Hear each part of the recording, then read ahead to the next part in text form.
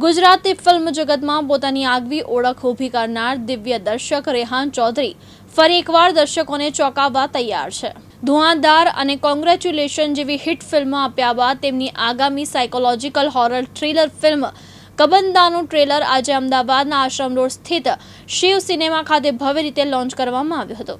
આ પ્રસંગે ફિલ્મના મુખ્ય કલાકારો શ્યામ નાયર, તર્જની, વૃંદા ત્રિવેદી, રુચિતા ચોટાણી અને અંકિત બ્રહ્મભટ્ટ સહિતની પૂરી ટીમ ઉપસ્થિત રહી હતી।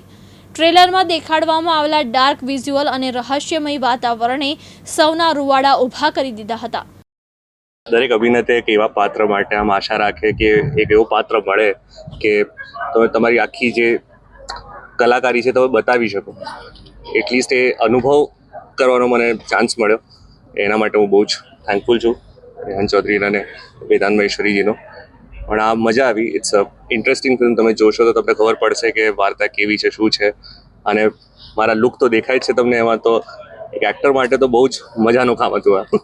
આખી મૂવીમાં રિયલમાં ગળું બેસી ગયું હતું ફિલ્મ પત્તા તો, પણ હા એ જ છે, એની જ મજા છે કે મારો પર્સનલ એક એવો એમ છે કે જ્યારે પણ હું કોઈ કેરેક્ટર કરું એ મારા લાસ્ટ ફિલ્મથી અલગ હોય, લુક પ્રમાણે, કોસ્ટ્યુમથી લઈને બધી રીતે, અવાજ, ચાલ ઢાલ, કોઈ પણ રીતે લાસ્ટ કેરેક્ટર જેવું ના હોવું જોઈએ।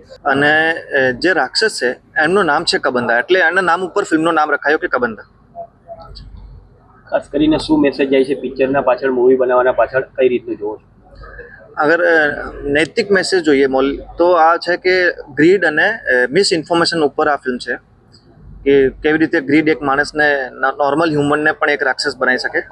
તો મેસેજ આ છે ફિલ્મનો, જે તમે આખી ફિલ્મ જોશો તો તમને આ મેસેજ કન્વે થશે। બે મૂવી કરતાં ત્રીજી મૂવી છે, કઈ રીતની અલગ જોવો છો? જે લોકોએ ધુઆંધાર અને કોંગ્રેચ્યુલેશન જોઈ છે એને ખબર છે કે આ ફિલ્મ 100% અલગ નીકળવાની છે। અને હું ટ્રાય કરું છું મારી દરેક ફિલ્મમાં કે હું રેગ્યુલર રિપીટ ફિલ્મ ના બનાવું, તો આ મને માનવ મહેતા, દિવ્યાંગ ન્યૂઝ, અમદાવાદ।